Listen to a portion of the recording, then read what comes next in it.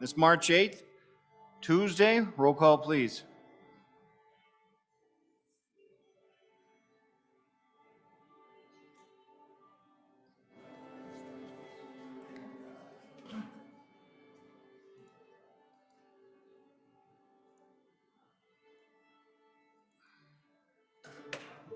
Legislative Day number 17, Tuesday, March 8th, 2022, roll call. Anderson? Here. Baldwin? Here. Beitman? Here.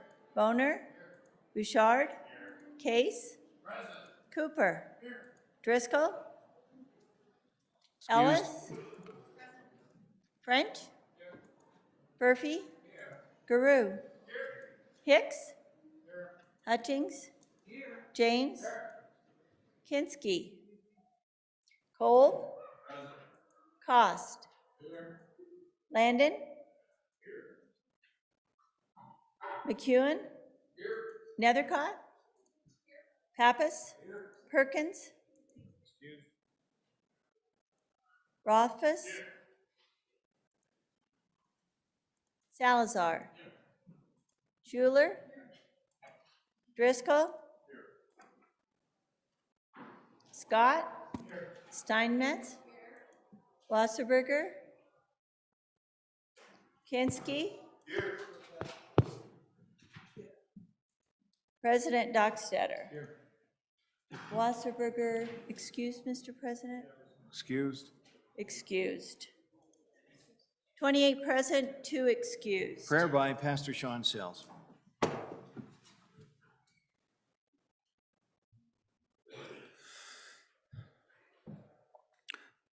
Heavenly Father, so thankful again that we can be here today.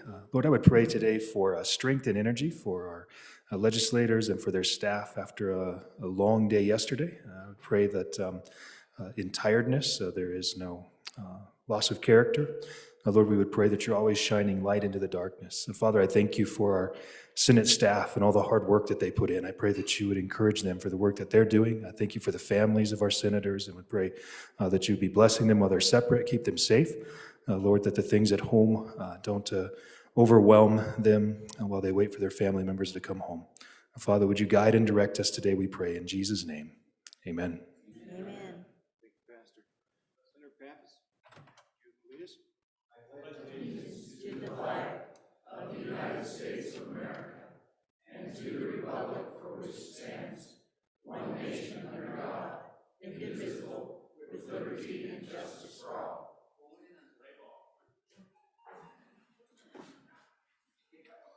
Reading, correction, approval of the journal. Reading clerk, please read the journal committee report. Mr. President, your journal committee reports that the journal of March 7, 2022 has been read and recommends that it be approved. Senator Kolb, chairman. Thank you. Any objections? Being none, the report is adopted. Dr. Findley will be our doctor for the day. And now we will take a moment and invite the Laramie High School Chamber Orchestra into the Senate chambers for a presentation. Please come in. Laramie, come in. I'll wait till they're here. Once they get set up, I'll tell you a little bit more about this wonderful group.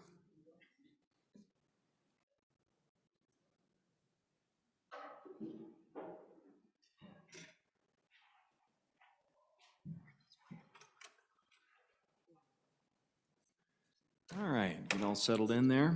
Folks, this morning we have a special performance by Laramie High School's Chamber Orchestra. The group will be playing 3 pieces: Prayer for the Ukraine, The Enchanted Castle, and a fiddle tune entitled Molly on the Shore. They are directed by Jennifer Leifert. Fellow senators, please welcome these talented students to the Senate chambers.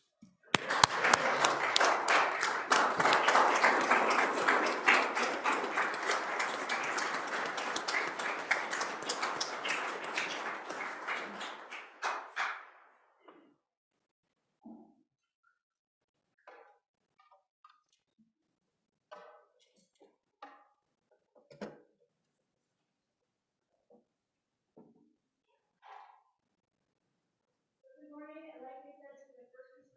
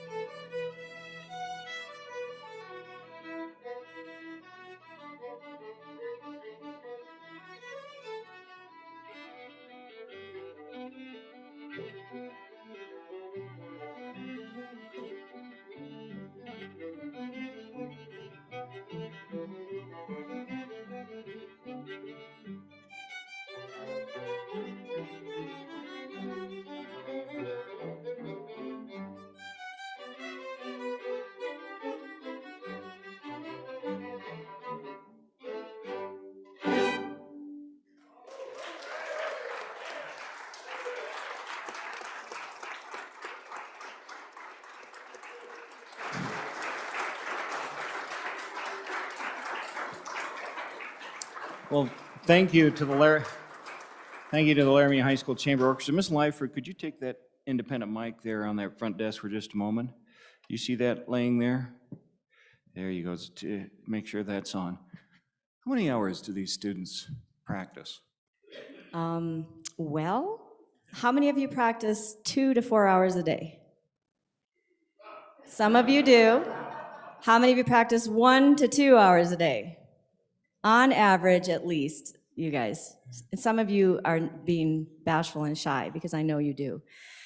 So we rehearse as a group 4 days a week, and we have one block day, which means we have one, like today, we have an hour and a half class. The others are 50 minutes. And you have several performances around the region? Well, not lately. We have traveled in the past. Time to come back out, right? Yeah, pre-COVID, we did travel. Yeah. Some of this group went to Ireland. There's a few of them that maybe they went to DC before that. And then as far as around the state, most of these kids played in All-State Orchestra, which was in Rock Springs this year. It was a wonderful experience. Most of them have played in multiple years. Some of them also played in All Northwest, which is in either Washington or Oregon, depending on the year. Last year, a lot of them auditioned for it and were accepted in, but they didn't have it. So Right. it was an interesting year. But we're all really glad to be back playing again and playing for people and playing together. So do you anticipate many of these students will take it into careers, or they'll be part of community orchestras, city orchestras as they move through their life? I hope so. We have a few that may be music majors, decide to be music majors. We have a lot of intellectuals in this group also. I actually have to tell them to stop doing their homework sometimes. And so a lot of really smart, talented, and successful kids that work really, really hard. We appreciate you coming to the Senate, and please don't misunderstand our little laugh regarding magic. We've just never had our work described as magic before. So thank you You need very to much. think positively. Yes, thank you for coming to the Senate. Thank you so much for having us. Would you like one encore?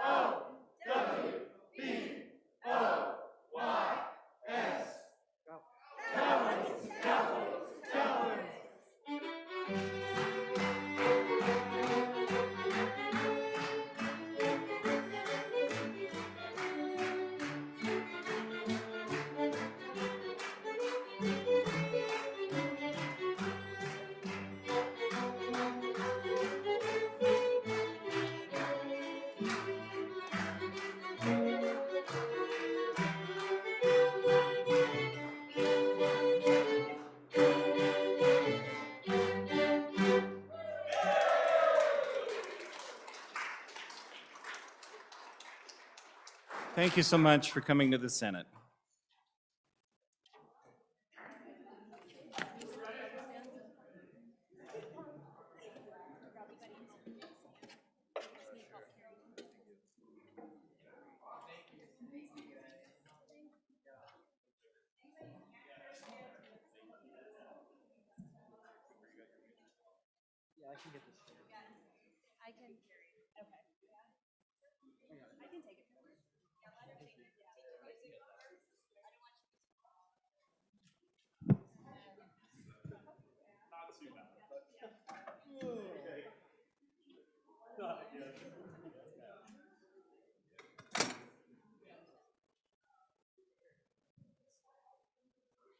Thank you. Thank you so much. Wonderful.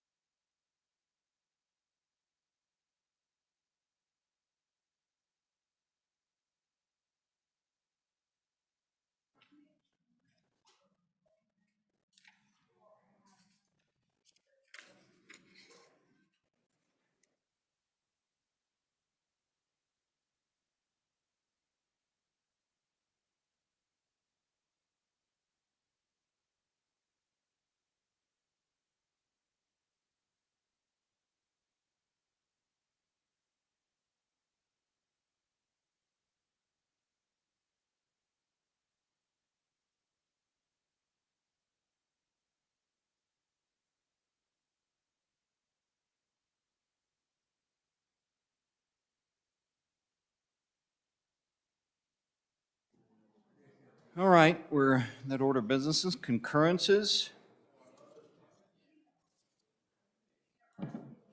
Senator Landon, are you ready on message number 220 to referencing Senate File 18? Where is Senator Landon? There he is. Sir, we're on Senate File 18. Mr. President, I am ready now. All right. Okay, reading clerk, please read it in. Message number 220, referencing Senate File 18, County Road Maintenance Fund Amendments. Senator Landon? Mr. President, thank you. I would move message number 220, concurrence requested on Senate File 18, County Road Maintenance Fund Amendments. Senators, this went out of our body. You'll remember that was the little bill that we felt like might help, particularly our smaller counties. And what the other body did was actually something that I think might have been a good one for a change. They made this act effective immediately, which will give an opportunity for those counties out there to set aside a little bit of funding between now and the 1st of July. As it went out of our body, we had July 1st as the effective date, which would have put off the ability to do that. And so if they have a little bit left over, they can set it aside this fiscal year and then go on into the next fiscal year and do the same. You'll remember that this is an ability to help the county set aside some funding for some major equipment. They can buy the gravel, they just don't have the equipment to spread it, Mr. President. So this is, I think it's ready and a good little bill. It might help our county commissioners out there. I hope you support it. I ask for your aye vote. Any discussion? Any discussion? All right. Motion is the Senate do concur on Senate File 18. Vote aye. Chief Clerk, please call the roll.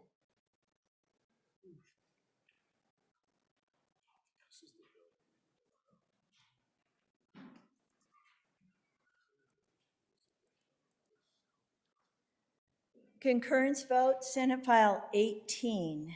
Roll call, Anderson. Aye. Baldwin. Aye. Beitman? No. Boner? Aye. Bouchard? No. Case? Aye. Cooper? Aye. Driscoll? Aye. Ellis? Aye. French? No. Furphy? Aye. Guru? Aye. Hicks? Aye. Hutchings? Aye. James? No. Kinsky? Aye. Kolb? Aye. Cost? Aye. Landon? Aye. McEwen? Aye. Nethercott? Aye. Pappas? Aye. Perkins? Aye. Rothfuss? Aye. Salazar? Aye. Schuler? Aye. Scott? Aye. Steinmetz? Aye. Wasserberger? Aye. President Dockstader? Aye. Closing vote. French, no to aye. Closing. Vote closed. Senate File 18, 27 aye, 3 no. By your vote, you concurred with the House amendments on Senate File 18. Senator Landon, you're warmed up. Are you ready for message number 222 on Senate File 40? Mr. President, I really am. Mr. President, I would, do we need to read that in? I'm sorry. Yeah, let's have it read in real quick there. Message number 222, referencing Senate File number 40, Criminal Record Dissemination Military Department. Senator Landon. Mr. President, I would move message 222, concurrence requested on Senate File 40. Senators, you'll remember that's the Criminal Record Dissemination Military Department bill, which was an attempt to get some assistance to our military department as they deal with local law enforcement folks out across our state, just to encourage that cooperation and to enable them to garner the information they need with respect to hiring and investigations of any kind. What the other body did, I would ask you to vote no on this. What the other body did was to go in on page 2 in this bill and strike all of the language that was added to our bill and improved in the standing committee. So basically what the other side did was to turn this one into a gummer, and I think we ought to at least go down and visit with them, Mr. President, so vote no.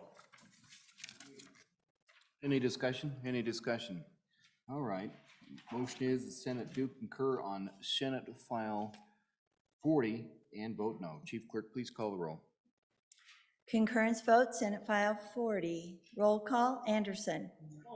No. Baldwin? No. Beitman? No. Boner? No. Bouchard? No. Case? No. Cooper? No. Driscoll? No. Ellis? No. French? No. Furphy? No. Guru? No. Hicks? No. Hutchings? No. James? No. Kinsky? Kolb?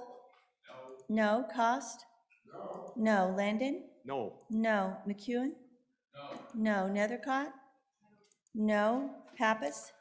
No. Perkins? No. Rothfuss? No. Salazar? No. Schuler? No. Scott? No. Steinmetz? No. Wasserberger? No. Kinsky? No. President Dockstader? No. Closing vote. Closing vote closed. Senate File 40, 30 no. By your vote, you have failed to concur with the House amendments on Senate File 40. Yeah, damn right. Shake our fist at that. Senator Boner, are you ready with message number 219 referencing Senate File 9? I am, Mr. President. Please read it in. Message number 219, referencing Senate File 9, Revenue Bonds for Agriculture Endeavors. Senator Boner. Thank you, Mr. President. I move for adoption of message number 219, referencing Senate File 9, and ask the body to vote aye. Ladies and gentlemen, this is the bill dealing with industrial revenue bonds for the ag industry.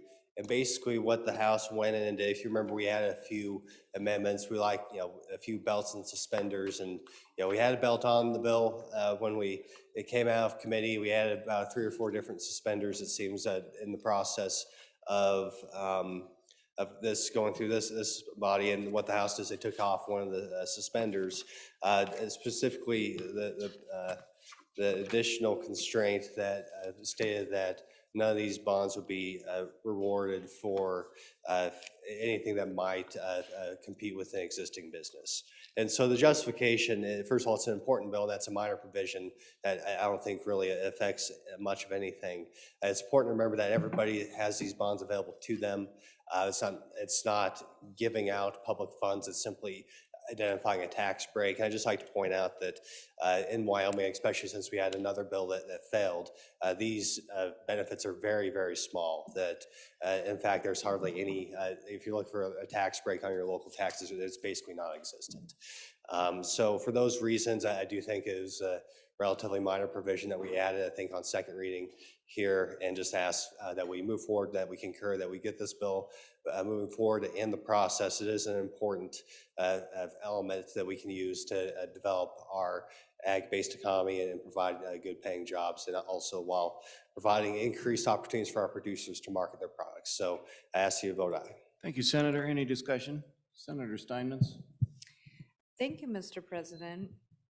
On and requesting non-concurrence, I don't see this provision as a minor provision. I think it was a good amendment from the Senate to just make sure that our businesses that are operating now don't see some kind of unfair advantage. And so I'd like to go down and visit with them about this and see if we could maintain our good amendment from the Senate. Thank you, Mr. President. Thank you. Any further discussion? All right. Motion is Senator Boner. Go Thank ahead. you, Mr. President. For my second time, just a brief reminder that, when we're talking about this commodity-based industry in agriculture, I've said this many times before, it is not a fair market. There's governments involved in all sorts of these processes. Often they're foreign governments. Sometimes our own government subsidizes things like corn, like soybeans. It's not meant to help the producer. It's meant to ensure that the producer stays in business so that prices stay steady. It's a commodity. So the concerns about getting involved, from the government perspective, I think it just don't rise to the level of this being a huge concern, considering the landscape of the ag business in this commodity-based industry. So I really do think it's important that we move forward with this bill.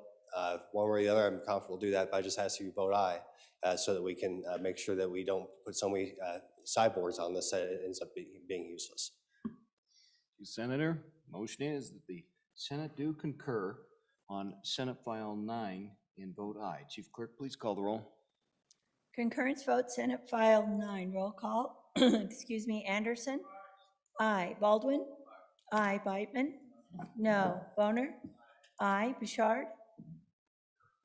No. Case? No. Cooper? Aye. Driscoll? Aye. Ellis? No. French? No. Furphy? Aye. Guru? Aye. Hicks? Aye. Hutchings? No. James? No. Kinski? Aye. Cole? No. Cost? Aye. Landon? Aye. McEwen? No. Nethercott? No. Pappas? Aye. Perkins? Aye. Rothfuss? Aye. Salazar? No. Schuler? Aye. Scott? No. Steinmetz?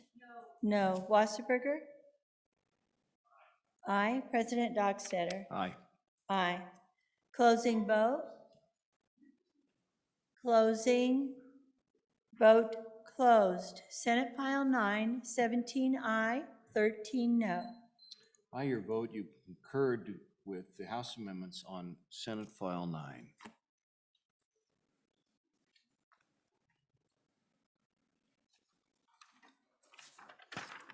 Senator Boner, are you ready on message number 225, referencing Senate File 49?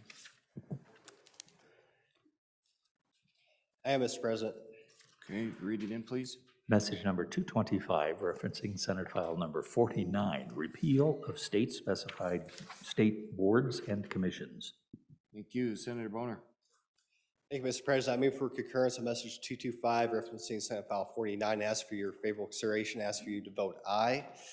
Ladies and gentlemen, what the House did, this was kind of a cleanup bill to get rid of boards and commissions which were no longer in use.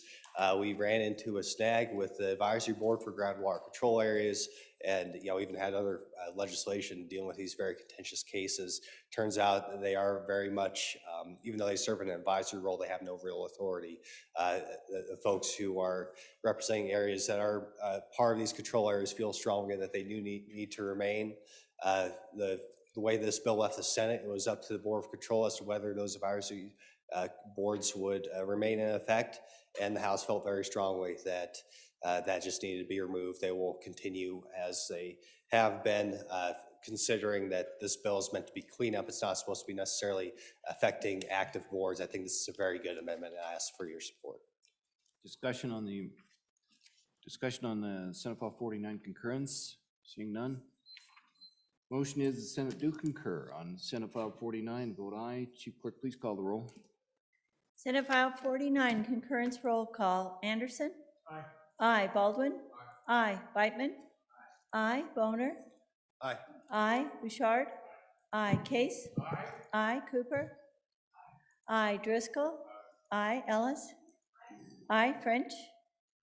Aye. Furphy? Aye. Guru? Aye. Hicks? Aye. Hutchings? Aye. James? Aye. Kinski? Aye. Cole? Aye. Cost? Aye. Landon? Aye. McEwen? Aye. Nethercott? Aye. Pappas? Aye. Perkins? Aye. Rothfuss? Aye. Salazar? Aye. Schuler? Aye. Scott? Aye. Steinmetz? Aye. Wasserberger? Aye. President Dockstader? Aye. Aye. Closing vote. Closing. Vote closed. Senate File 49, 30 aye. By your vote, you concurred with the House amendments on Senate File 49. Senator Grew, Privilege of the floor. please. Thank you, Mr. President. Members of the 66th, good morning. I wanted to introduce some friends that are in town. I know people have an impression of a lot of folks where I live, but I wanted to introduce some real working folks who live in Teton County. They're a dying breed, yes, but yet here they are. These have been longtime friends of mine. He's an excavator, works on plowing roads, works on helping build our community. And his wife, of course, who's the brains of the outfit, runs the books and calls me ever since I've been in elective office, telling me what I've done wrong, and does so to this day. And I'd like to introduce them, Opie and Karen Garvin, who's right here. Hey!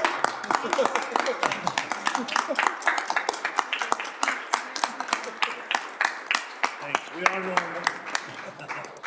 Welcome to the Senate. You get a little time there on the bench. Get Senator Grew straightened out while you're in the chambers, okay? Thank you. Appreciate you coming over. All right. Reports from standing committees.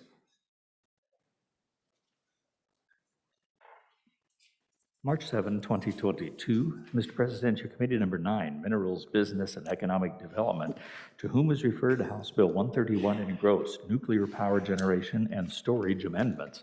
Respectfully report same back to the Senate with a recommendation that it do pass amended.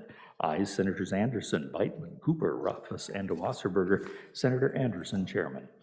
March 7, 2022, Mr. President, your committee number 8, Transportation, Highways, and Military Affairs, to whom is referred House Bill 64 engrossed, Vehicle Service Contracts. Respectfully report same back to the Senate with a recommendation that it do pass amended. Ayes, Senators Anderson, Furphy, Landon, McEwen, and Pappas. Senator Landon, Chairman. Thank you. Bills on second reading. Oh, look, Senator Beitman.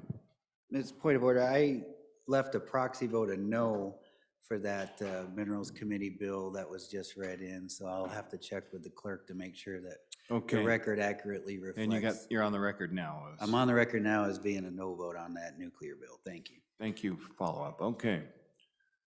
Let's go to second reading then, right?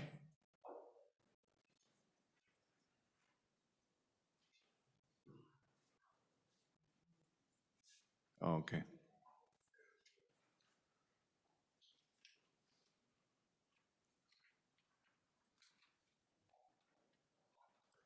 We'll go to bills on second reading.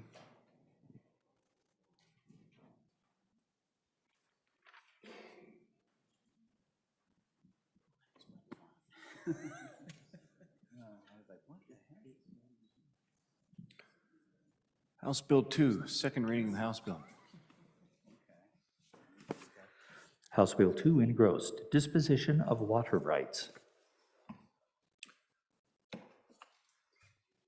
House Bill 2, having been read two separate times, the question is, shall the bill be read a third time? Hearing no objection, it's so ordered. House Bill 5, second reading of the House Bill. House Bill 5 engrossed, wild horse and burro management. House Bill 5, having been read two separate times, the question is, shall the bill be read a third time? Hearing no objection, it is so ordered. House Bill 10, second reading of the House Bill. House Bill 10 engrossed, tribal reference amendments. House Bill 10, having been read two separate times, the question is, shall the bill be read a third time? Hearing no objection, it's so ordered. House Bill 31, second reading of the House Bill. House Bill 31 engrossed, Wyoming's Tomorrow Scholarship Program. There is an amendment. Read in the amendment. House Bill 31, second reading amendment number 1 to engrossed copy, page 1, line 7, after. Senator Perkins. Thank you, Mr. President. I'd move second reading amendment number 2 to House Bill 31. Ask the body's favorable consideration. Folks, one of the things that this is on, what we talked a little bit last night about funding this, and this was and there's a series of amendments here that gives us various options to fund these. And this first one is actually and I promised that one of the ways we shelved the budget is that this was originally in the budget bill, but I promised that we would bring this when we talked about this particular bill.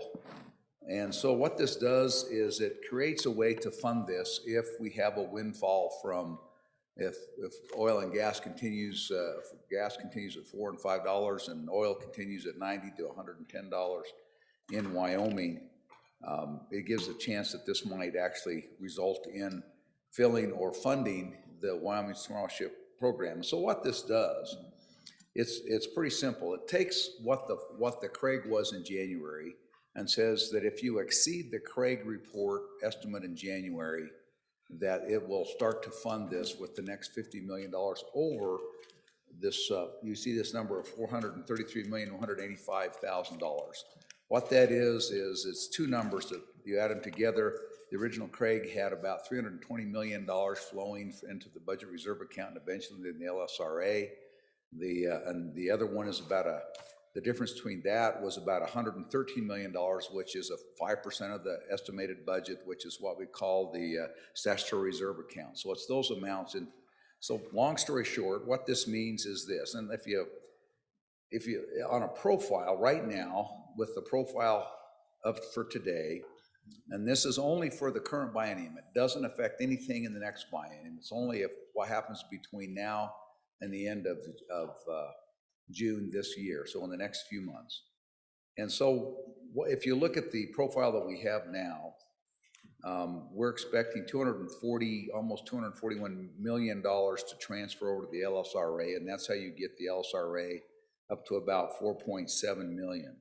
What this would say is there has to be another $192 million come in. So the LSRA would be at $1,670 million. So it'd be about where it was when we started this whole thing. Once it hits that, then the next 50 million, if it goes over that, the next 50 million, however much, whether it's $1 or whether it's all $50 million, would go to fund this $50 million. So it's, if there's a windfall over and above, this would happen. The LSR would be back at approximately what it was, a little bit higher than when we came in this session. And if that happens, then money above that would go to fund this up to $50 million. It's a way to do this, that if we continue to have a windfall from high gas and oil prices, that this can be funded. And the other thing I would say about this is a funding process that's probably not going to be much different than what we did. This is kind of how we funded the Hathaway years ago.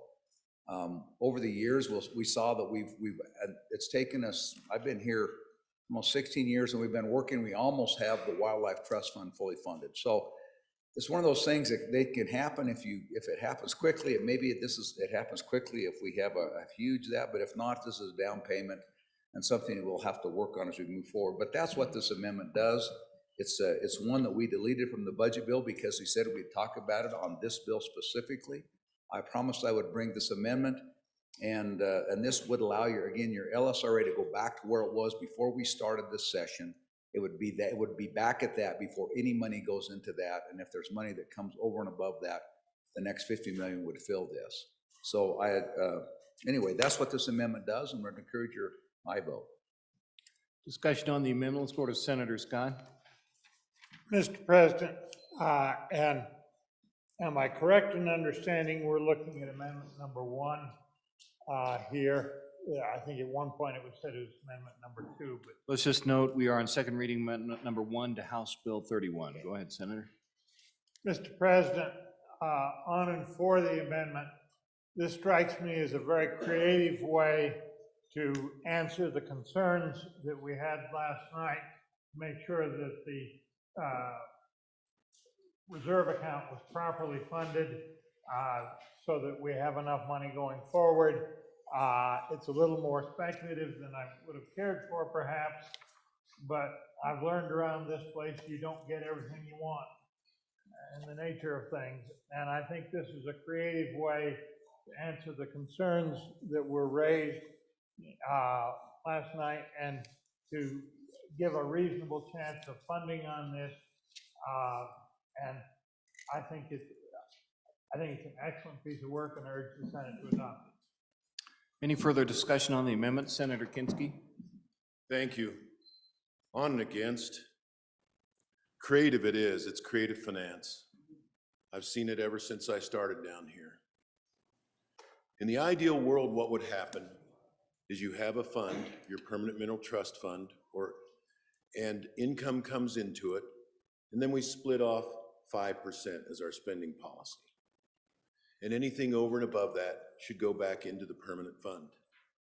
My first year down here, they spent hundreds of millions of dollars intercepting money that should go into the permanent fund to build it for future generations. We have got to stop this practice of intercepting money, of diverting money, building separate endowments.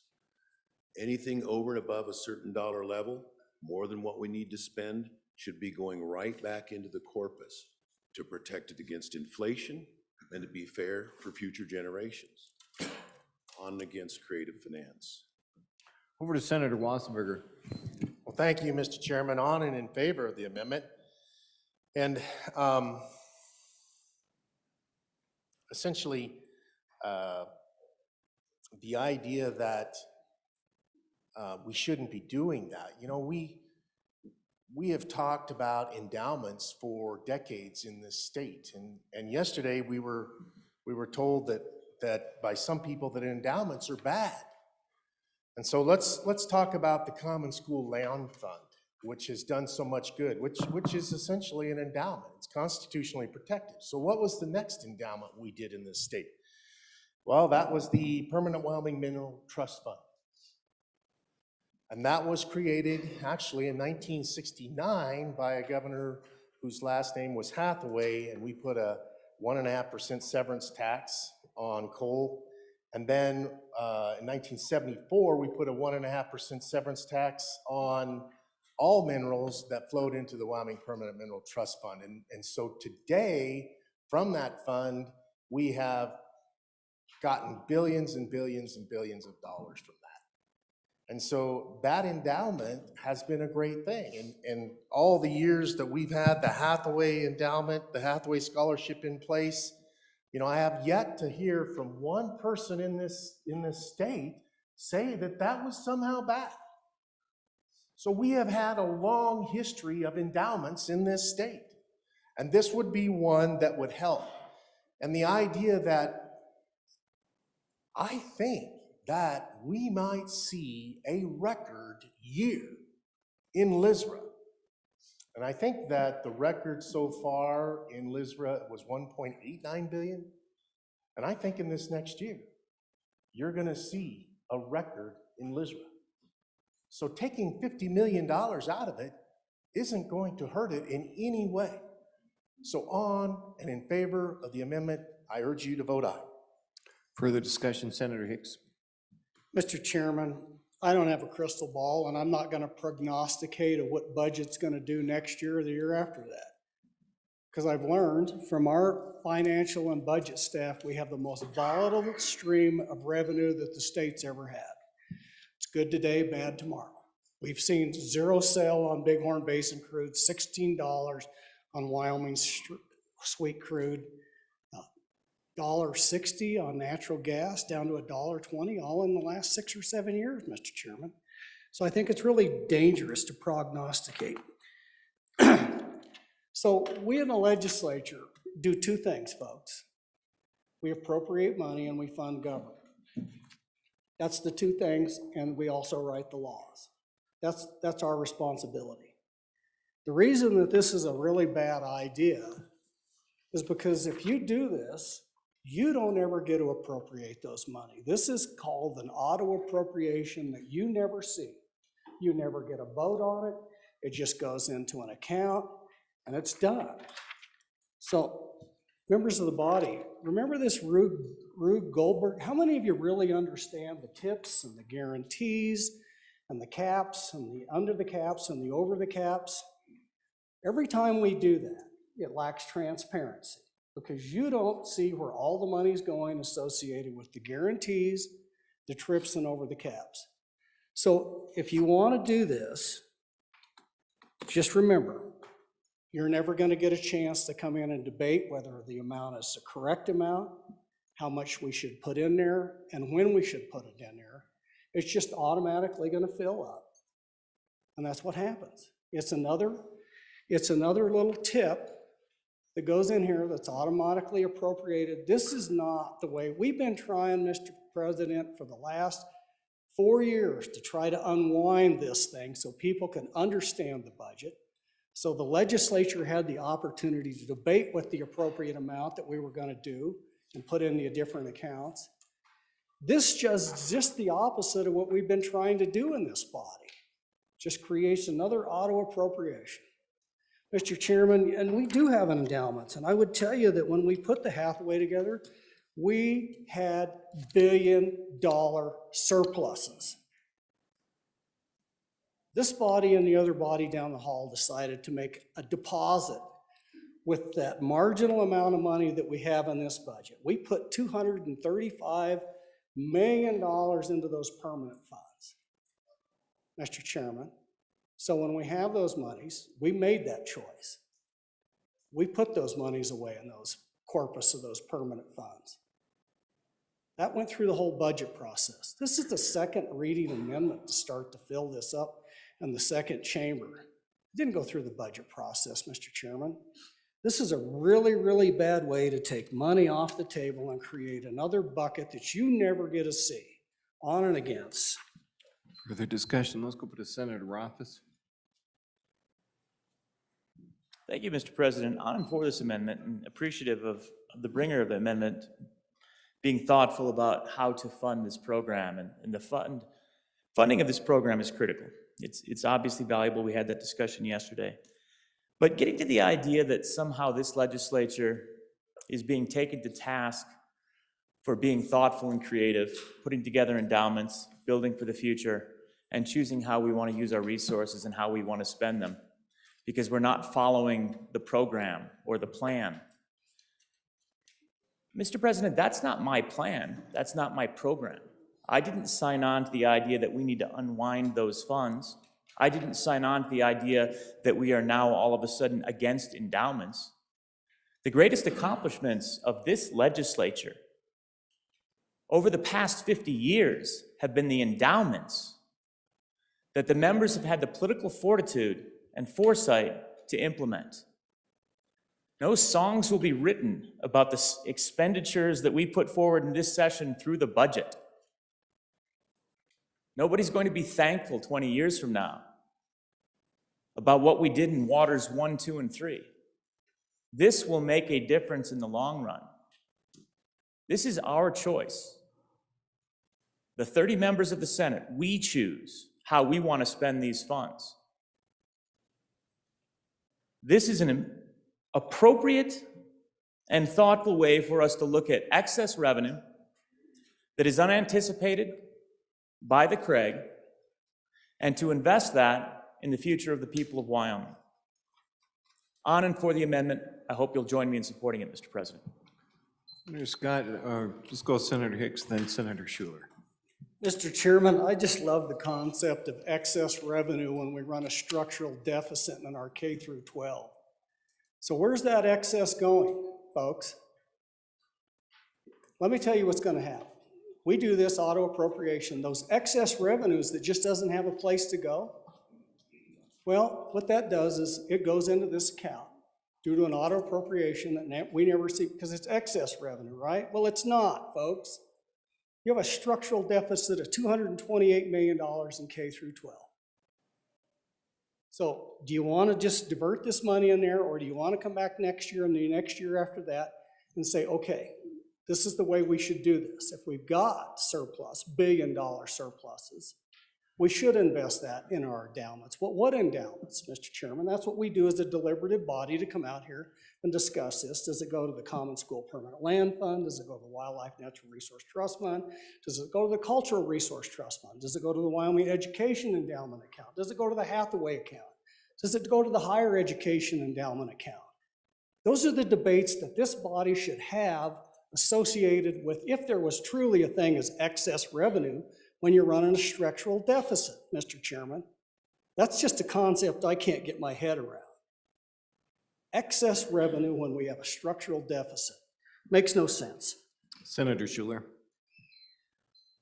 Thank you, Mr. President. I would just like to mention that we talked about this at length last night, how important this program is, and of course we need the funding for it.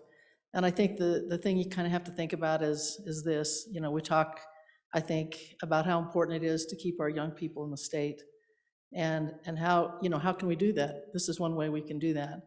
So instead of talking out of both sides of our mouth, let's do something about it. Let's go ahead and these, you know, our extractive industries, they're the ones who have been paying for this all along. And they're the ones who need the help. They need the skilled labor. And we have non-traditional students that are looking for some retraining, particularly those that are gonna, you know, in the coal mines and some of these other industries. And so this is perfect, you know, absolutely perfect for those non-traditional students to give them some training. You know, when we talked last night about, you know, I was just thinking how ironic it was we spent, you know, $50 million on water and sewer projects, but we don't want to spend $50 million on our students, on our non-traditional students, our young people, to keep them here in our state so that they can, you know, have meaningful jobs. They can be successful. We can keep them here. And not only that, we can make our businesses and our extractive industries, and we can help them along the way. So I think this is kind of a no-brainer. I think it's particularly, I appreciate also the creativity on the funding of this, and I think this is something we need to push forward. Thank you. Senator Scott, did I see you start to stand? There you go. Mr. President, let me first endorse remarks of the previous speaker. She's exactly right. This is something we really need, our industry needs it, and our people need it. Second, Mr. Chairman, there's a lot of talk about an auto appropriation. This is a one-time appropriation. One time. It's not going to be repeated. This, look at it, June 30th, 2022. That's something we can judge right here and right now. And it is contingent. If the money doesn't come in, then it won't occur. And that we'll have what we're gonna get in the LISRA with the budget as it stands right now. Mr. President, yes, you will never see this particular appropriation again, because it is one time and it's either gonna work or we won't get the money and we'll have to do something else very different next time. So the question here really is, we've got a program that we need, that will do a lot of good. Are we gonna fund it? Or are we just gonna put it out there and pretend we did something on for the amendment? Further discussion on the amendment. Let's go back to the sponsor, Senator Perkins. Thank you, Mr. Chairman. Just, I want to make sure that we understand this amendment, what we're voting on. If you go in there, if you look on line 6 through 8, notwithstanding other provisions of any law, any unappropriated funds in the budget reserve account on June 30th of 2022 in excess of $113 million, that's the statutory reserve account, and less than 433,185, so that's that 320 million I'm talking about, shall be transferred to the Legislative Stabilization Reserve account. So that's the 320 million that goes to the Legislative Stabilization Reserve account if the Craig forecast is met. And so then when you go down, then the next number down below, you see there's the 50 million. So it says that once you achieve that amount, the next 50 that would otherwise go to the LSRA would go to this account to start funding it. And then once it gets to 483, which is that $50 million, it switches, and anything over and above that goes to the LSRA. This is a one-time appropriation, and we're talking about this appropriation right now if it happens. It doesn't show up again unless something happens in the future and we put it back in. Two other things. We're going to vote on this appropriation today. So we are going to vote on it. There is no corpus in an LSRA. We're talking about LSRA money. We're not talking about a corpus. If we make this deposit, this $50 million will become corpus to this new entity if the bill were to pass. And so when we talk about this, it's not sleight of hand if we understand what it is we're doing. I hope you understand what we're doing. And with respect to volatility, yes, we are volatile, and this is a way that you can, take advantage of some of that volatility. If it's up, this is a way to take some advantage of it and do some things that look towards the future. Mr. President, the only other thing I'd say is that on a whole, we see disruptions happening more and more. We saw COVID was a classic example. The world changed in the last 2 years. And whether it's a disruption like a pandemic, or it's a disruptive new technology, or as we look at the fossil fuels, we move towards the greener energy sources, or I hate that term, but these alternative energy sources, to move towards those things, those are disrupting. And we have to find a way to educate our people so that they can continue to work. We've got some good programs out there to do it, and this helps ensure in the bad times when you can't appropriate that money because it's hard. We talked about yesterday about giving up these programs. This is a way to make sure that if this passes, this program helps to make sure that there's some money to continue the retraining that we need. The number one problem we have in this state with respect to economic development is workforce. This helps move this ball along in developing that workforce. And if we can build something in this, if we ride this wave of high energy prices, that's a detriment to most everybody else, but can be a benefit to the state of Wyoming in this regard. This is a reasonable way to take advantage of that. It's one time, you won't see it back unless we vote on something like this again. So with that, ask you to vote aye on this amendment. Thank you, Mr. President. Thank you. Question on second reading amendment number 1 to House Bill 31. There's money involved, so roll call vote.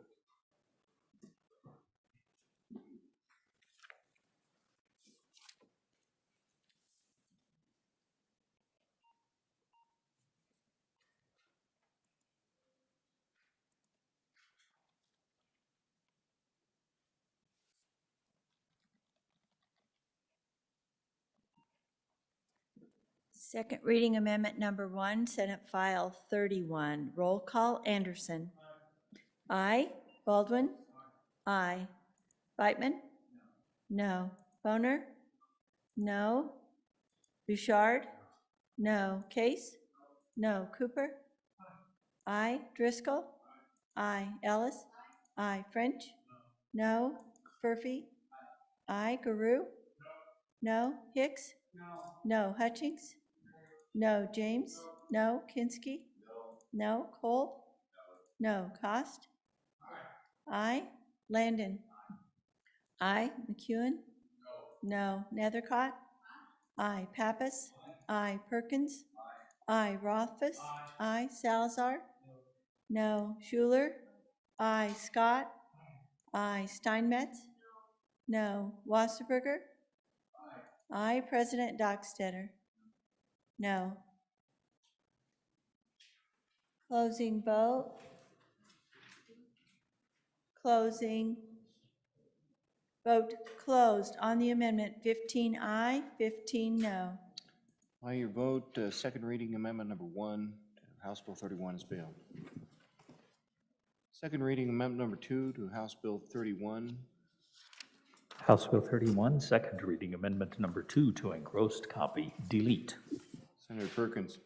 Thank you, Mr. President. I would, we had this debate last night. I'd withdraw amendment, second reading amendment number 2. Absent objection, second reading amendment number 2 to House Bill 31 has been withdrawn. Second reading amendment number 3 to House Bill 31. Senator Perkins. Thank you. I'd move second reading amendment number 3 to House Bill 31. Ask the body's favorable consideration. This is just, you'll see what we're doing. This is 25 instead of 50 if we're going to put anything in it. This is a different number. Ask you to vote aye. Any discussion? Senator Ellis. Thank you, Mr. President. On and for the amendment. You know, we had a great debate on this issue last night, and there was a question that kept resonating in my mind. And the question posed in this chamber was, what do you want to spend the money on? Do you want to spend it on a deficit? Do you want to spend it on ongoing government operations? What do you want to spend? What do you want to spend? And all I could think was, Mr. President, I don't want to spend it. I want to save it. And, you know, this is a very straightforward way of achieving that. I think as we worked on the budget these last few weeks, I mean, there are definitely projects I did not support. Do I think that we're threading the needle on all of the things that we fund? No. But when I think about our ability to save, we've talked about the volatility of our budgeting system, our dependence on the energy industry to fund our government. Time and again, we talk about that volatility, but what gets us through it is our ability to plan for it. And that's something we should be proud of, and that's something we do and something we do well. And how do we plan for that volatility? We save. Too often, I think we forget the lessons that we have in our own home about how we budget. When you get a Christmas bonus from your employer, how do you spend it? Do you blow it all on Christmas gifts that maybe, you know, you'll invent toys for your kids that you end up throwing in the donation pile? Or do you tuck that money away and save it for something big? Do you put it in their college saving to invest in their future? Mr. President, I save. I save for the future. And that's why I feel strongly about what we're doing here today. This isn't spending, this is saving. I'd urge your aye vote. Further discussion on the amendment, Senator Hicks. Yeah, Mr. Chairman, on and against the amendment. We had this discussion last night, and you know, this is what we're supposed to do. We're supposed to come out and debate. What's the appropriate amount? What do we want to do here? But I recollect the discussion last night, and I would concur with the good senator from Laramie County. We do save. And Mr. Chairman, we would be having an entirely different discussion today if our LSRA was where it was a couple of years ago, when we had $1.9 billion in there. And thank God we did, Mr. Chairman. But I just want to hearken you back to just 2 years ago, when all the stir in the Capitol about what taxes were we going to raise, Mr. Chairman. Was it a 1% sales tax? Was it a corporate income tax? Which tax are we going to raise? Because we're going to tax, because we had started down through our spending of the LSRA. We don't have 1.9 billion. We just passed a budget out of here. We all voted for it. Some of us did, some of it didn't. It moves us in the wrong direction. We've got a structural deficit We're spending our savings account. I agree, you save. Anybody that's frugal and conservative and looks out to the future is gonna save. And the reason they're gonna save is because they have obligations, Mr. Chairman. We're not to the point that we can shirk our obligations, because what that effectively leads us to, we get a big economic downturn. We've seen 2 or 3 of these in the last 15 years. And if we don't have sufficient savings, you're gonna tax. Mr. Chairman, this would be an entirely different discussion. So let's talk about what that's gonna do. So when we get to the point, you're gonna have a decision. And you're gonna have a decision, what are we gonna fund? Are we gonna fund the DD waivers? We're gonna fund local government distributions? Are we gonna fund our municipalities? What programs are we not gonna fund if we don't have sufficient reserves in the LSRA, Mr. Chairman? Strictly a policy decision. I agree with savings. I agree with savings that gives us cushion, Mr. Chairman. The concept since I've been in this building was that LSRA needs to withstand a significant long-term economic downfall. If you look at the history of Wyoming, typically they last a decade. We've gone through 3 of these in the last decade of this radical fluctuation. Nobody knows what the future is. Prudence would dictate that we have at least 8 to 10 years reserved to draw down that $400 million plus a year to balance a budget without significantly cutting services or increasing taxes. Different discussion, Mr. Chairman, if we had 1.9 billion in the LSRA. Thank you, Senator. Just let's make your discussion official and have that read in, that amendment read in. House Bill 31, second reading amendment number 3 to engrossed copy, delete. Now we're official. Any further discussion? Move it again, Senator Perkins. I move it again. There you go. That'd be second reading number 3 to House Bill 31. Thank you. All right. Any further discussion? This is on second reading amendment number 3 to House Bill 31. Balls funds, roll call, please. Second reading amendment number 3, Senate File 31, roll call. Anderson? Aye. Baldwin? Aye. Beitman? No. Boner? No. Bouchard? No. Case? No. Cooper? No. Driscoll? Aye. Ellis? Aye. French? No. Furphy? Aye. Guru? Aye. Hicks? No. Hutchings? No. James? No. Kinski? No. Cole? No. Cost? Aye. Landon? Aye. McEwen? No. Nethercott? Aye. Pappas? Aye. Perkins? Aye. Aye. Rothfuss? Aye. Salazar? No. Schuler? Schuler, aye. Scott? Aye. Steinmetz? No. Wasserberger? Aye. President Dockstetter? No. Closing vote. Closing.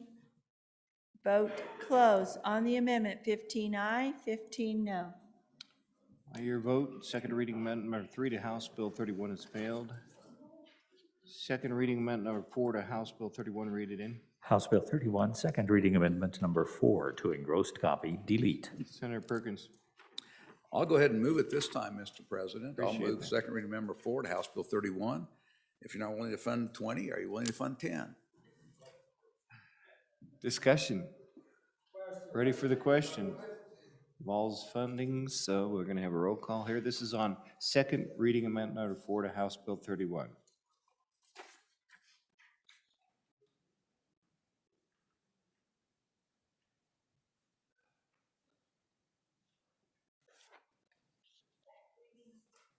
Second reading amendment number 4 to House Bill 31. Roll call. Anderson? Aye. Baldwin? Aye. Beitman? No. Boner? No. Bouchard? No. Case? No. Cooper? Aye. Driscoll? Aye. Ellis? Aye. French? No. Furphy? Aye. Guru? Aye. Hicks? No. Hutchings? No. James? No. Kinski? No. Cole? No. Cost? Aye. Landon? Aye. McEwen? No. Nethercott? Aye. Pappas? Aye. Perkins? Aye. Rothfuss? Aye. Salazar? No. Schuler? Aye. Scott? Aye. Steinmetz? No. Wasserberger? Aye. President Dockstetter? No. Closing vote. Closing. Vote closed on the amendment. 16 aye, 14 no. By your vote, second reading amendment number 4 to House Bill 31 has passed. Second reading amendment number 5 to House Bill 31, read it in, please. House Bill 31, second reading amendment to number 5 to engross copy, delete. Senator Perkins. Withdraw without objection. I ask that we withdraw. Absent objection. Second reading amendment number 5, House Bill 31, withdrawn. We're back on the bill. House Bill 31, having been read 2 separate times. The question is, shall the bill be read a third time? Hearing no objection, it is so ordered. House Bill 63, read it in, please. Second reading. House Bill 63, engrossed, county and district attorney's salary amendments. House Bill 63, having been read 2 separate times, the question is, shall the bill be read a third time? Hearing no objection, it is so ordered. House Bill 71, second reading of the House Bill. House Bill 71, driving while license suspended, enhancement amendment. House Bill 71, having been read 2 separate times, the question is, shall the bill be read a third time? Hearing no objection, it is so ordered. Bills on third reading.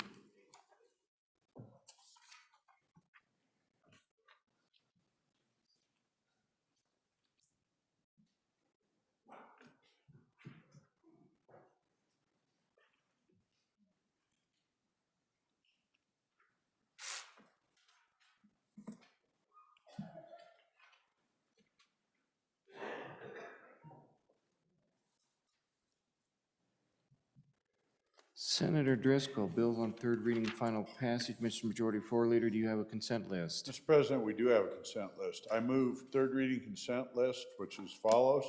House Bill 72, hunting license application funds. House Bill 89, monthly ad valorem tax revisions enforcement. House Bill 136, underground water contested case hearings. House Bill 137, state land exchanges, public notice.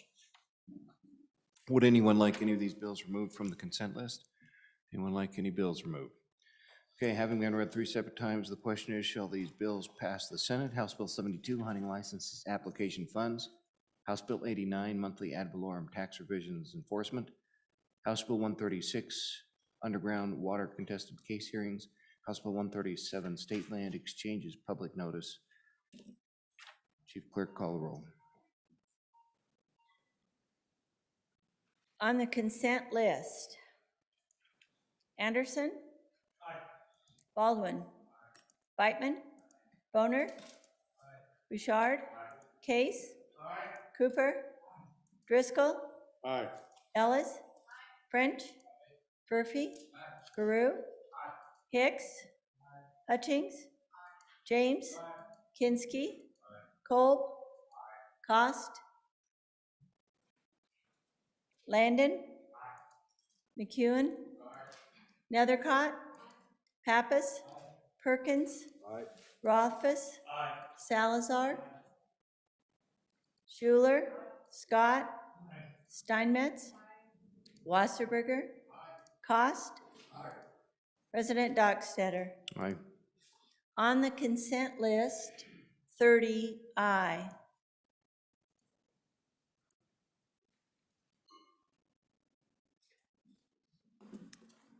House Bill 72, are there any changes? Beitman, aye to no. Closing vote. Closing. Vote closed. House Bill 72, 29 aye, 1 no.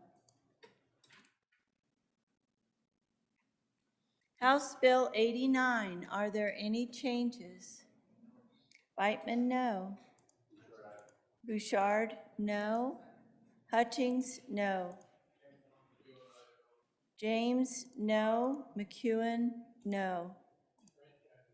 French? No. Salazar? No. Closing vote. Closing. Vote closed. House Bill 89, 23 aye, 7 no. House Bill 136, are there any changes? Closing vote. Closing. Vote closed. House Bill 136, 30 aye. House Bill 137, are there any changes? Wasserberger? Aye to no. Dockstetter, no. French? Aye to no. Closing vote. Closing. Vote closed. House Bill 137, 27 aye, 3 no.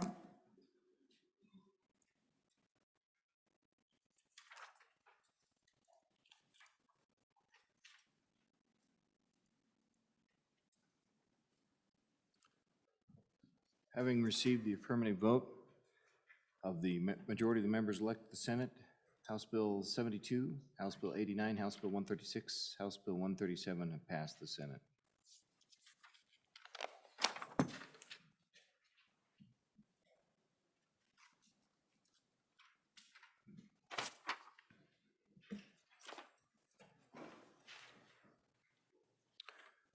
House Bill 29, third reading of the House Bill.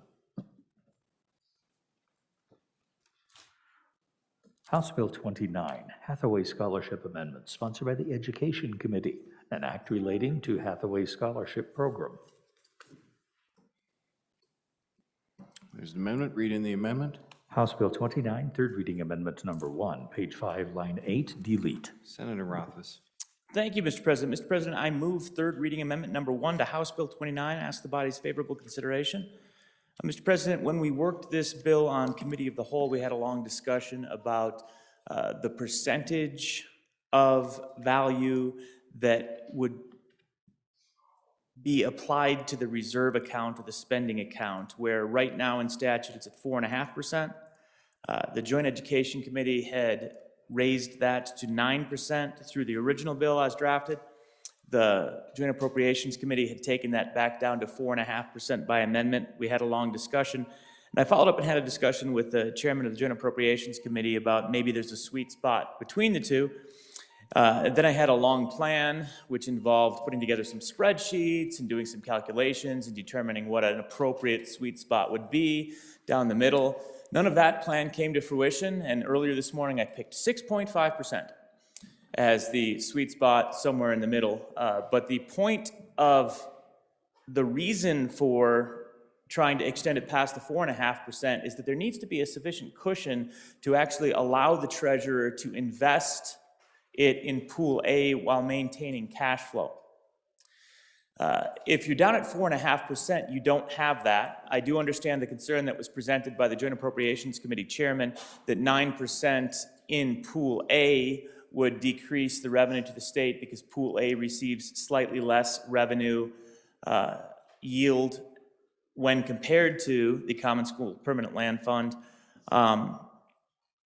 So from this perspective, going to 6.5%, it gives us some runway if we have some lean years, which is the concern, but it does diminish, and it's again trying to find that compromise. So the intent here is to split the difference effectively, go to 6.5%, and try to meet both interests. And hopefully, although I didn't have a chance to talk to the Joint Appropriations Committee chair, I'd be interested in his thoughts on a 6.5% proposal, trying to meet the interests of the Joint Education Committee's interim as well as his. Thank you, Mr. President.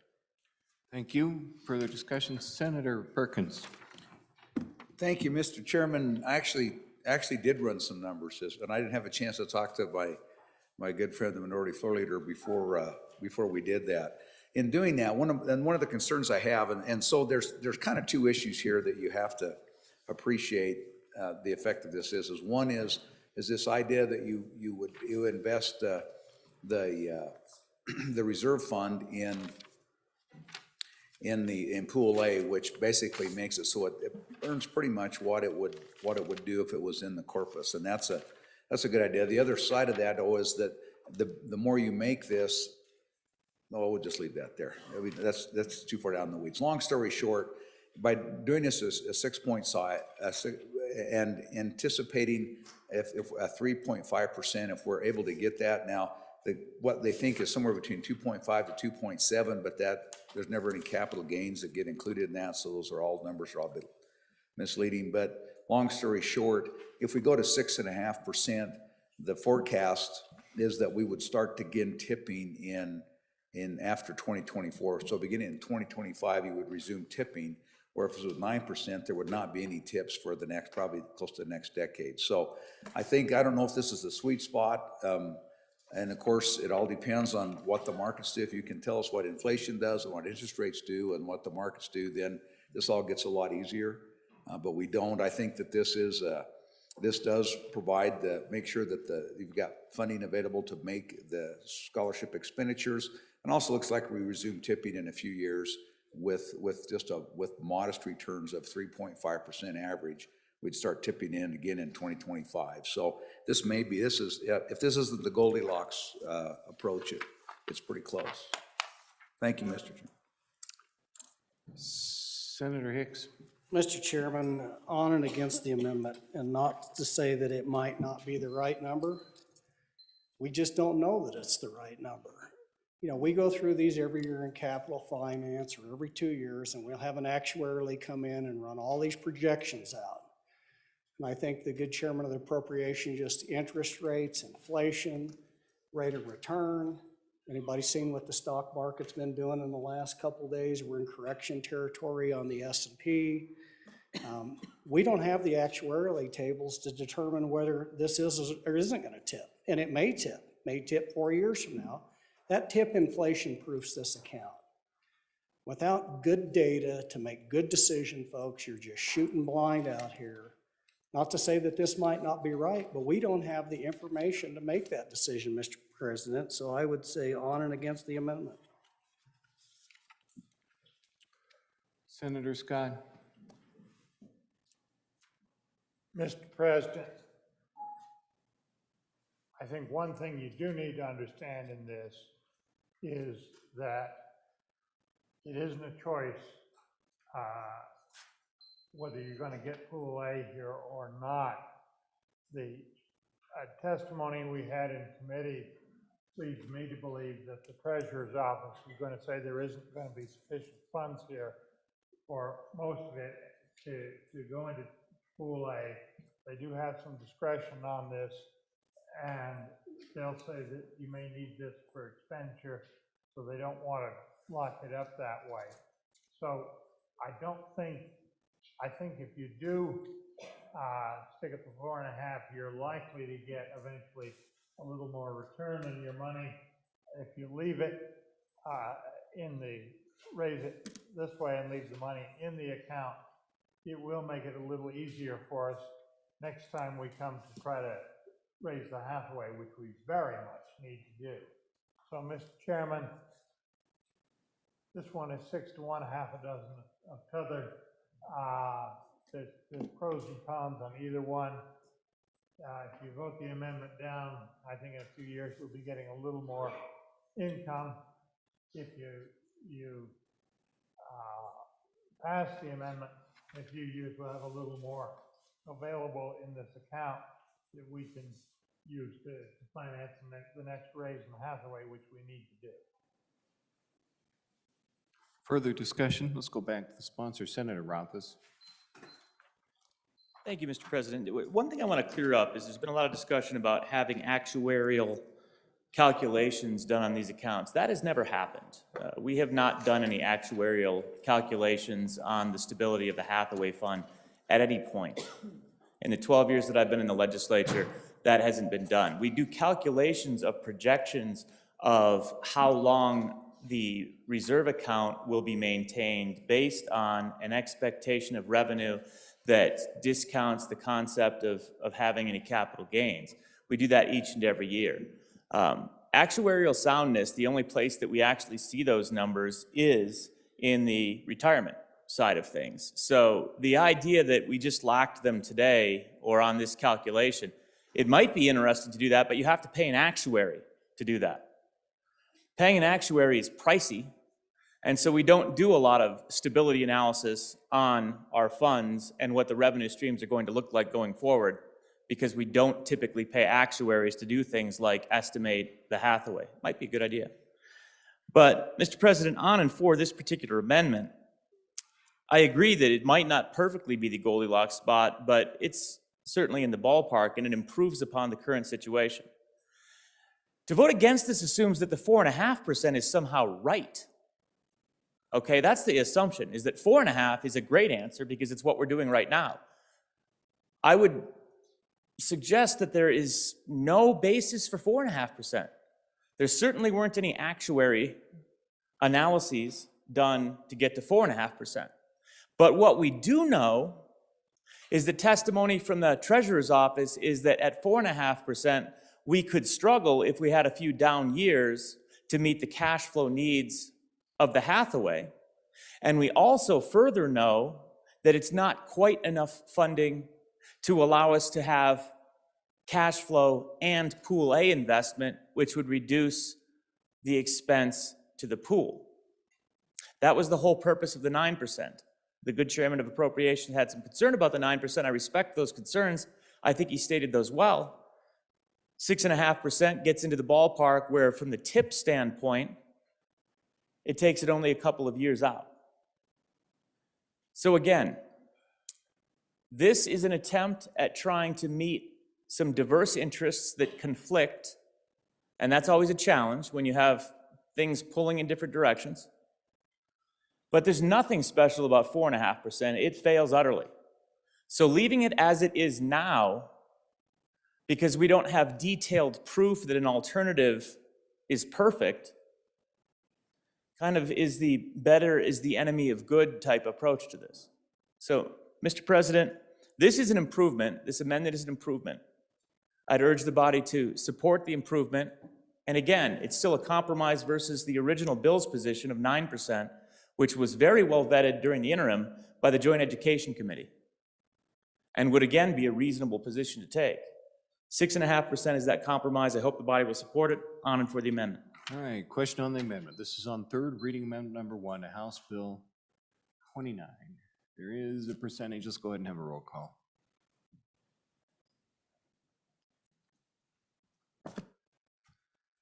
Third reading amendment number 1, House Bill 29, roll call. Anderson? Aye. Baldwin? No. Beitman? No. Boner? No. Bouchard? No. Case? No. Cooper? No. Driscoll? No. Ellis? Aye. French? No. Furphy? Aye. Guru? Aye. Hicks? No. Hutchings? No. James? No. Kinski? No. Cole? No. Cost? Aye. Landon? Aye. McEwen? No. Nethercott? Aye. Pappas? Aye. Perkins? Aye. Rothfuss? Aye. Salazar? No. Schuler? Aye. Scott? No. Steinmetz? No. Wasserberger? Aye. President Dockstetter? No. Closing vote. Closing. Vote closed on the amendment. 12 aye, 18 no. By your vote, third reading amendment number 1 to House Bill 29 has failed. Back on the bill.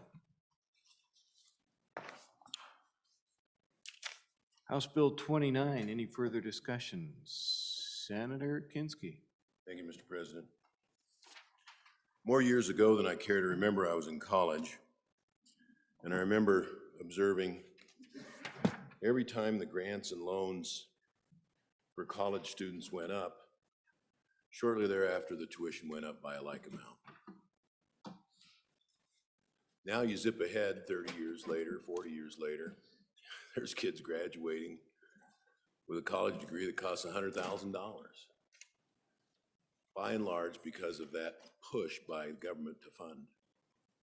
We're doing the same thing here. It's been observed many times. Every time we raise the Hathaway amount, the schools wait a decent interval, and then up goes the tuition. We're never going to get ahead in this game. On and against the bill. Further discussion on the bill, Senator Scott? Mr. President, that's not an analysis that applies to what's going on here in Wyoming. We have suffered inflation, the cost of higher education.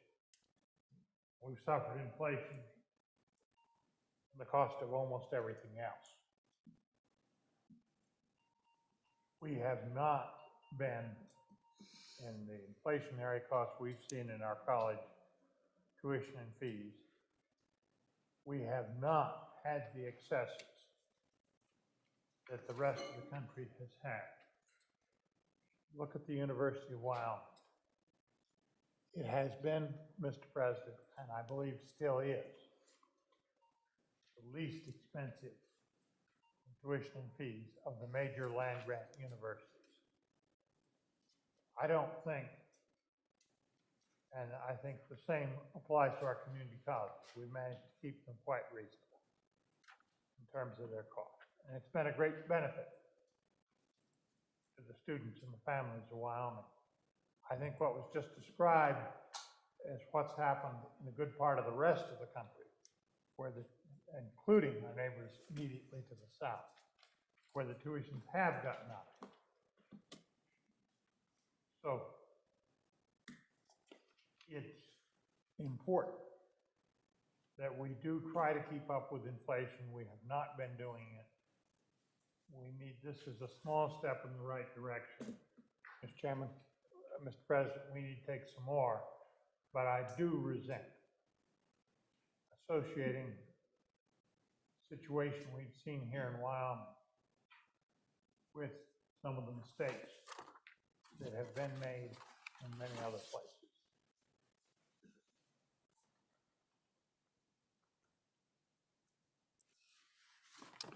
We are on third reading discussion on House Bill 29. Any further discussion? Question. House Bill 29, having received the affirmative vote of the majority of the members elected to this, House Bill 39. 29. Having been read 3 separate times, the question is, shall the bill be passed? Chief Clerk, call the roll. House Bill 29, third reading roll call. Anderson? Aye. Baldwin? Aye. Beitman? No. Boner? No. Bouchard? No. Case? No. Cooper? No. Driscoll? No. Ellis? Aye. French? No. Furphy? Aye. Guru? Aye. Hicks? No. Hutchings? No. James? No. Kinski? No. Kolb? No. Cost? Aye. Landon? Aye. McEwen? No. Nethercott? Aye. Pappas? Aye. Perkins? Aye. Rothfuss? Aye. Salazar? No. Schuler? Aye. Scott? Aye. Aye. Steinmetz? No. Wasserberger? Aye. President Dockstetter? No. No. Closing vote. Closing vote closed. House Bill 29, 14 aye, 16 no. House Bill 29, having failed to receive the affirmative vote of the majority of the members elected to the Senate. House Bill 29 has failed to pass the Senate.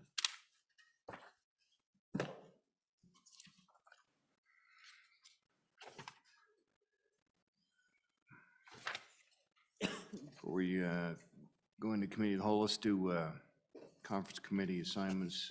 This is joint conference 1 to Senate File 40. This is a criminal record dissemination, military department. Let's do Landon Chair McEwen Anderson.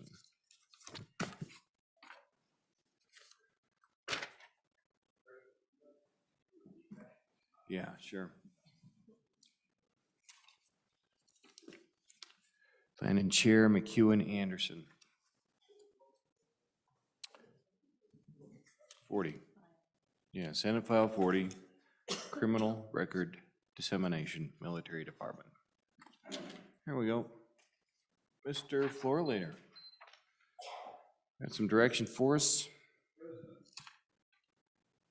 Move the Senate resolve itself into committee of the whole. We'll work few for lunch. All right, you've heard the motion. All those in favor say aye. Those opposed, nay. Motion's passed. Senator Landon, you're in charge of the Senate.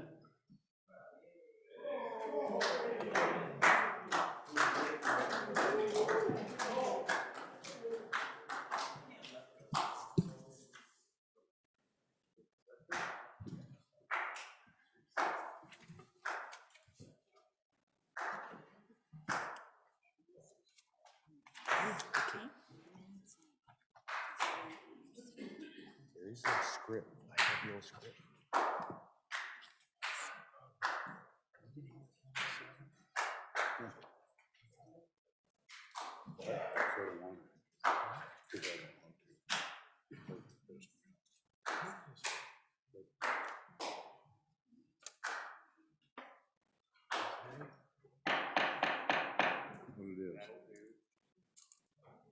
Committee of the whole will please come to order. As the late, great Senator Cole said one time, these are House bills. I'll throw them up, you shoot them down. First bill for our consideration is House Bill 107. Would the reading clerk please read the bill? House Bill 107, Water State Revolving Funds Amendments, sponsored by Senator Representative Simpson, an act relating to state water pollution control revolving loan account. You've heard the reading of the bill. What is your pleasure? I was thinking that somebody might want to move this bill. Okay, Senator Hicks. Mr. Chairman, I would move Senate file, Mr. Chairman, when the Committee of the Whole rise and report that they do so with a favorable recommendation on House Bill 107, and for an explanation of this bill, Mr. Chairman, I'll call on myself. Members of the body, this is a bill that was brought to you as a result of a discussion amongst several of our state agencies. It deals with the safe drinking water and the clean drinking water. And I'll just give you a little background on this. This is a federal state matching program, requires about a 20% state match. Historically, we have not been able to match all the federal dollars. In fact, when we went through the reductions in the budget in the last years, we turned back a significant amount of federal dollars. Now, these monies go out to your local communities for water and sewer projects. That's primarily what they're targeted for. So what Mr. Chairman, what the agencies were able to do is come up and develop a plan as to where we could use some of the additional accounts that we have as a bridge loan to make sure that we were able to access all the funds available, Mr. Chairman, under program. And what we're seeing right now in the Infrastructure Act that's just coming out, in that act, there's a significant increase in SRF, or the Drinking Water State Revolving Fund and the Clean Water Drinking Revolving Fund, to the tune of what we're talking about right now that looks like the state of Wyoming is going to get is about $352 million. Those are for low interest loans with some minor loan forgiveness. There would be $110 million of additional grants that goes with that program. And those are going out to your local, again, municipal users for those programs, Mr. Chairman. That's basically the gist of the program. And so what they've done is they've gone in there and they've tapped existing water development programs. They've expanded those to include some of the other, what I want to use the terminology here is the fund. Anyway, Mr. Chairman, I can find it as we're looking through here, but we've increased another pot of fund I think it's our corrective account fund, which is the 1% off of your gasoline that goes into the lust account for the underground storage tanks, and what they'll be able to use that to leverage all the federal monies and then have that available, a total of $462 million for loan grant mixes for water and sewer projects for municipalities. Mr. Chairman, I'd stand for any questions. Questions? Senator Rothfuss. Thank you, Mr. Chairman. I do have a couple of questions. The first is leveraging the Lust account. The Lust account is currently already being leveraged for solid waste remediation, the cease and transfer. Actually, no, it's the orphan landfill remediation fund. A portion of that has been diverted. And we visit that frequently on the Minerals Committee to ensure that there's sufficient revenue to address its primary concern, which is an important obligation. Those Lust account funds are paid specifically by through a penny swap on gas tax, and it makes a lot of sense that they would obviously be used for the Lust program since it's relevant to them. There was some pushback and consternation by the community that was paying those fees even when we went to the solid waste program use. So I'm curious whether any, we'll say, actuarial analysis was done to determine whether that fund would remain viable moving forward, recognizing that this would be the third tap on a fund that is not necessarily a tremendous fund. That's the first question. The second is that I see some changes to the amortization time period for the projects from 20 to 30 years and 30 to 40 years, and I didn't hear an explanation for those. It seems like there might be some concern with extending amortization out past what I would project as being the useful life on a lot of different projects. And so I'd like a little bit of additional discussion on where those provisions came from and the motivation for extending the amortization periods. Thank you. That's probably a couple of good ones. Senator Hicks?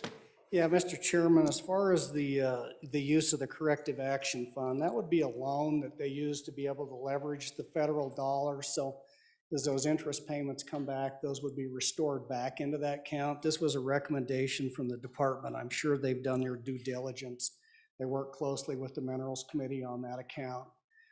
This is a tertiary. It would be the backup to make sure that we're able to leverage that. So that's a recommendation from the department to use those funds. So I'm assuming, Mr. Chairman, they've done their due diligence, but I can follow up on that. As far as the amortization, I believe that is part of the infrastructure funds that would allow that to happen, but I'll check on that to verify that's actually the case too, Mr. Chairman.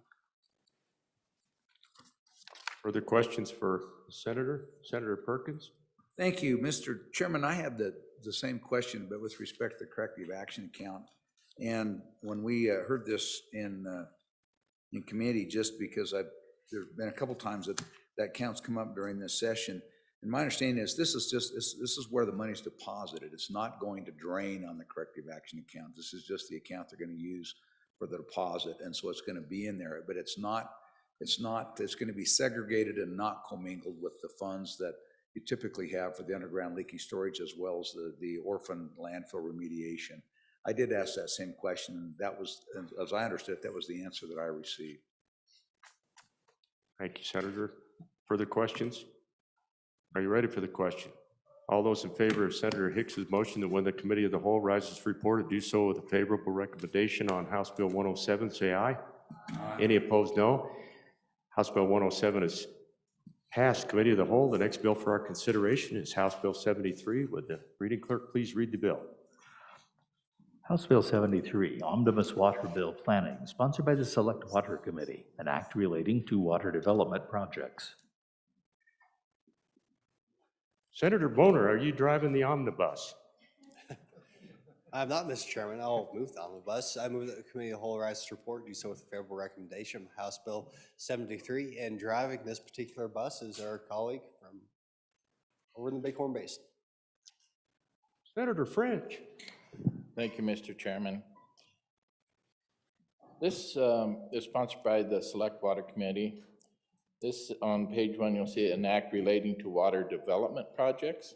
authorizing specified level 1 and level 2 studies, providing appropriations, requiring reports, providing for the reversion of unexpended funds, authorizing unobligated funds to be used to complete other designated projects as specified, providing an appropriation for the Office of Water Programs, extending reversion and study dates, and provides for an effective date. Now, if you look on, the bottom of page 1, level 1 reconnaissance studies, new development. Let's go over to page 2,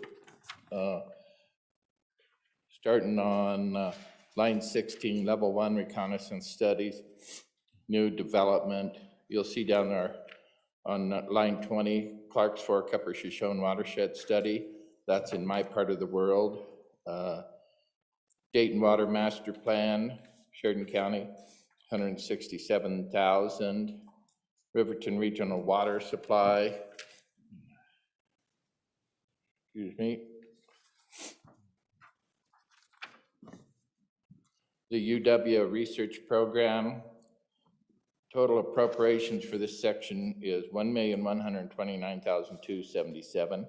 You go over on page 3, you'll see towards the bottom of the page, level 2 feasibility studies, new development, and it lists the projects there for a total, and I'll come back to that cloud seeding one for a little further explanation.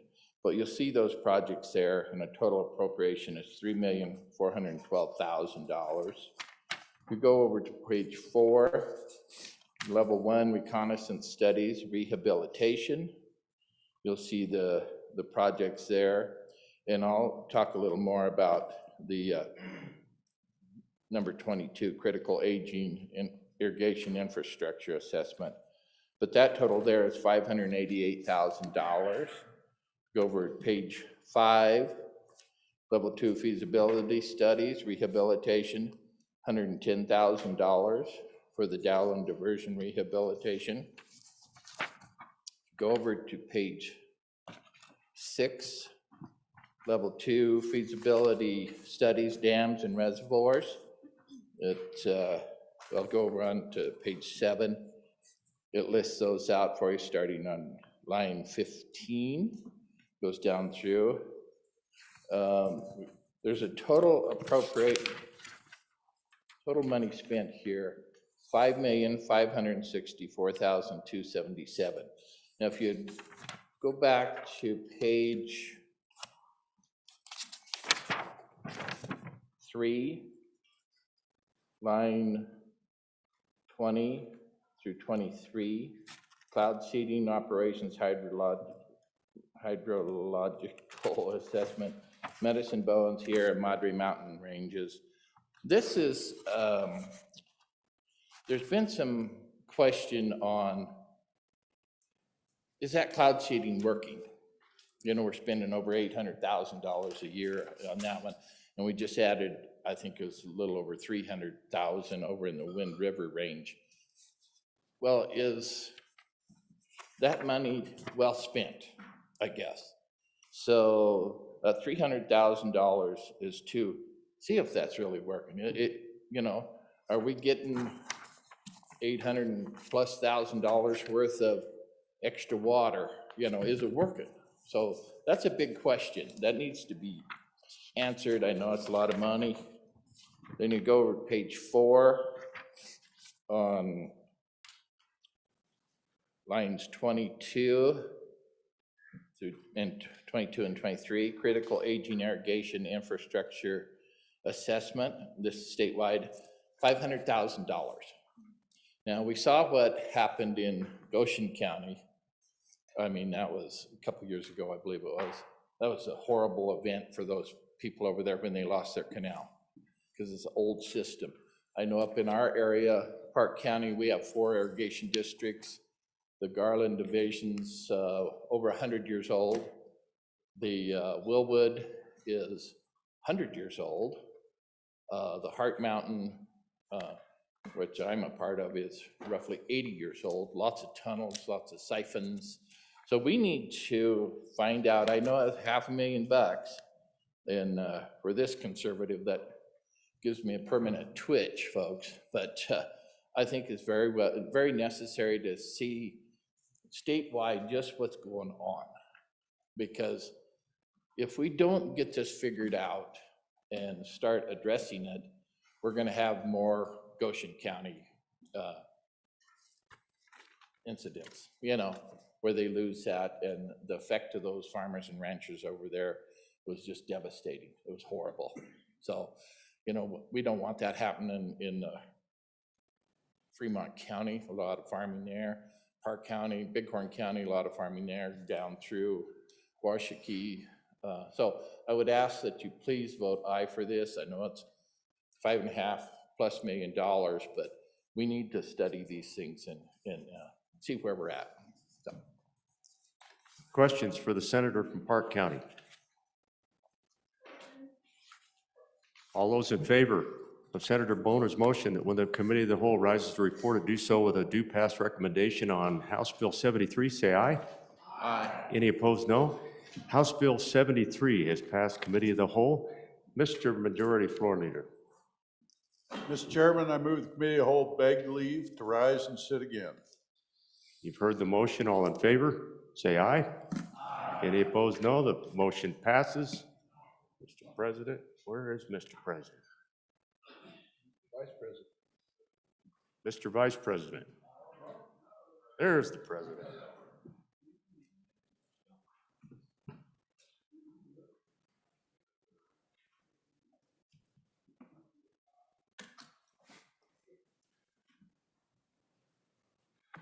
Mr. Majority Floor Leader, what's our plans here? Mr. President, I move we stand recess till 2 p.m. Okay, announcements? Announcements? No announcements. Oh, Senator Baldwin.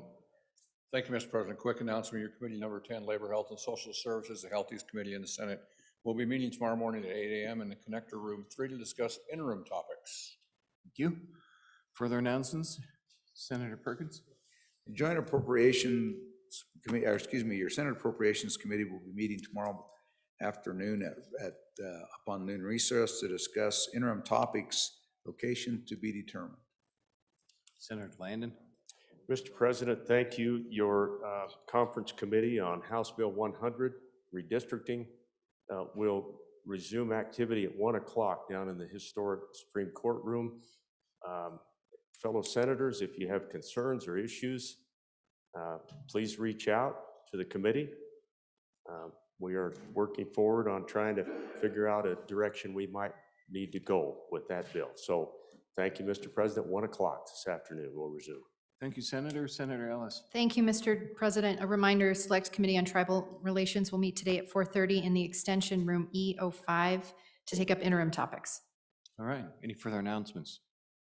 Being none, the Senate will stand, you heard the motion, Senate, all those in favor, excuse me, the Senate will stand in recess until 2 p.m.